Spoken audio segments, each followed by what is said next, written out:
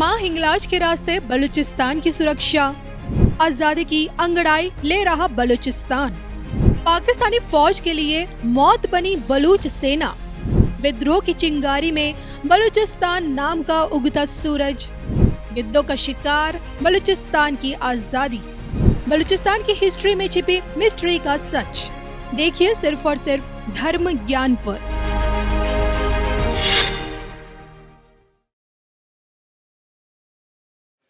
नमस्कार, धर्मज्ञान के दर्शकों का स्वागत है। मैं हूं आपके साथ कविता राणा। बलूचिस्तान पाकिस्तान के सबसे बड़े प्रांतों में से आता है और प्राकृतिक संसाधनों का सबसे बड़ा केंद्र है, लेकिन फिर भी बलूचिस्तान की आवाम खुद को आज़ाद चाहती है और वो भी पाकिस्तान के चंगुल से।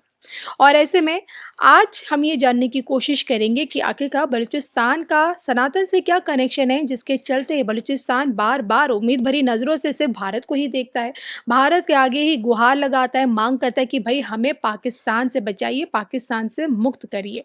और बलूचिस्तान का ना सिर्फ सनातन इतिहास क्या कहता है, क्या बलूचिस्तान को भविष्य में आज़ादी मिल पाएगी, क्या बलूचिस्तान एक स्वतंत्र राष्ट्र के रूप में विश्व के नक्शे पर उभरेगा, और क्या बलूचिस्तान भविष्य में अखंड भारत का हिस्सा बन सकता है। इसी पर चर्चा करने के लिए आज हमारे साथ मौजूद है अरिदमन जी। स्वागत है आपका।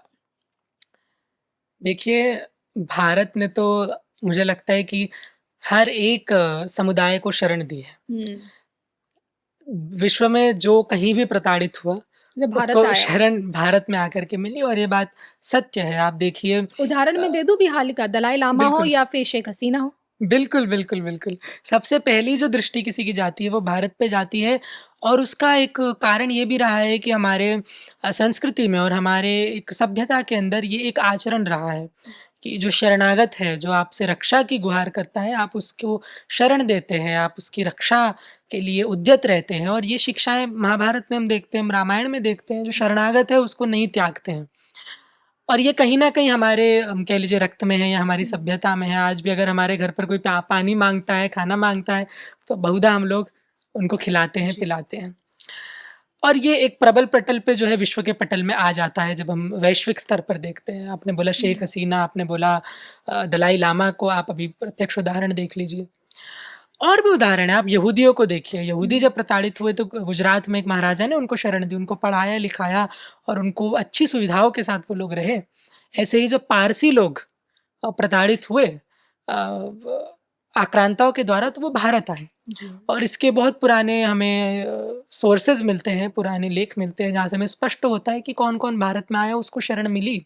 और जो आक्रांता भी आए वो किसी इच्छा से आए कि यहाँ हमें धन मिलेगा, संपदाएं मिलेंगी, पानी की कमी नहीं है, फल फूलों की कमी नहीं है। उन्हें भी भारत ने अपनाया, उन्हें भी भारत ने अपनाया, और इतना अपना लिया कि अति हो गई कि आज हमने उनको महान बता दिया, उनको ग्लोरीफाई भी कर दिया। तो इसी प्रकार मैं उस प्रसंग को भी देखता हूँ कि जो बलूचिस्तान का विषय है, इसके अंदर भी हम अगर देखें तो पाकिस्तान का जो नक्शा है, वो पाकिस्तान सिर्फ केवल उतना ही है जो पाकिस्तान का पंजाब है। अच्छा। पाकिस्तान का जो पंजाब है, आप समझिए, वही पूरे पाकिस्तान को नियंत्रित करता है। आप देखते हैं कि हमारे भारतीय समाज के अंदर, हमारी लोकसभा में, राज्यसभा में, हमारे मंत्रियों के पदों पे हर एक राज्य का कोई ना कोई प्रतिनिधि होता है। ऐसा नहीं है कि किसी एक राज्य विशेष से ही सब कुछ हमें देखने को मिल रहा है, ऐसा नहीं होता है। पंजाब के भी लोग हैं, राजस्थान के भी लोग हैं, पूर्व के प्रदेशों के भी लोग हैं, हर स्थान के लोग हैं। पर पाकिस्तान में ऐसा नहीं है। पाकिस्तान में अधिकतर उच्चतर पदों के ऊपर केवल पंजाब से जो लोग, पाकिस्तानी पंजाब से जो लोग संबंध रखते हैं, वो बैठे हैं, और उनका जो हित भी है वो उससे ही भूभाग के लिए होता है जो पाकिस्तान का पंजाब है, और उसी से उनका सब केंद्रित होता है। और जो बलूचिस्तान जैसे इलाके हैं, ये बहुधा जो है वंचित रहते हैं, इनका शोषण करा जाता है, लेकिन इनको वो सुविधाएं नहीं दी जाती है जो देनी चाहिए। और रही बात भेद की, भाषा के नाम पर, वेशभूषा के नाम पर, आपकी समुदाय के नाम पर कहने को तो ये बातें अच्छी लगती है कि वहाँ पर हम तो जातिवाद नहीं मानते हैं, पर ये सब कहने की बात है। वहाँ पर बहुत जातिवाद होता है, और हमसे तो अधिक ही होता है, क्योंकि हमारे यहाँ तो हर व्यक्ति को, आप देखिए, हमारे जो राष्ट्रपति हैं वो एक ऐसे समुदाय से हैं, जो हमारे प्रधानमंत्री है वो भी कैसे समुदाय से है। तो हर व्यक्ति को मौका मिलता है अपनी बात रखने का, अपने पदों पे आने का और राष्ट्र का संचालन करने का, पर पाकिस्तान में ऐसा नहीं है। तो वही एक कारण है कि बलूचिस्तान का शोषण तो होता है लेकिन बलूचिस्तान का पोषण नहीं होता है। आप अगर तुलना करेंगे तो पाकिस्तानी पंजाब के क्षेत्रों को और बलूचिस्तान की आप तुलना करिए तो आपको बहुत जमीन भारी आसमान। अंतर मिलेगा। बलूचिस्तान आज भी समझ लीजिए 100 साल पीछे ही है, और हालांकि पाकिस्तान का पंजाब भी भारत से तो बहुत साल पीछे है, लेकिन उनकी दृष्टि में वो आगे है। क्या आपको लगता है कि जो बलूच लोग हैं, जो जी। उम्मीद भरी नज़रों से देखते हैं भारत को, लेकिन यही बलूच लोग माँ हिंगलाज शक्तिपीठ के रास्ते ही कहीं न कहीं सनातन की ओर जा रहे हैं?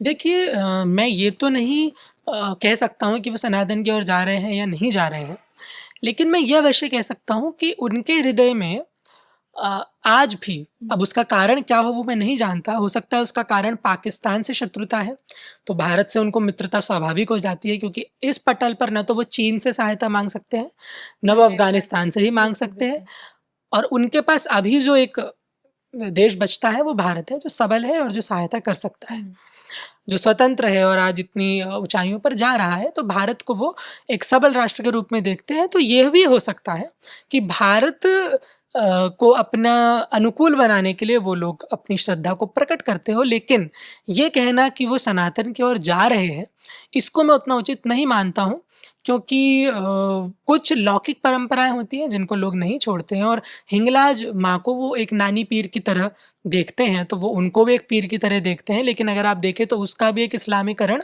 हुआ है। तो वो हिंदुत्व की ओर जा रहे हैं, सनातन की ओर जा रहे हैं, ऐसा तो कहना उचित नहीं होगा, लेकिन इतना कह सकते हैं कि हाँ, पाकिस्तानियों का जैसा रुतबा है, पाकिस्तानियों का जैसे एक दृष्टि है हिंदुस्तानियों के प्रति, उससे भिन्न उनकी दृष्टि अभी भी सम्मान वाली है और सुरक्षा देने वाली है, क्योंकि बलोच लोग उस स्थान की सुरक्षा करते हैं और इन्हीं लोगों से करते हैं।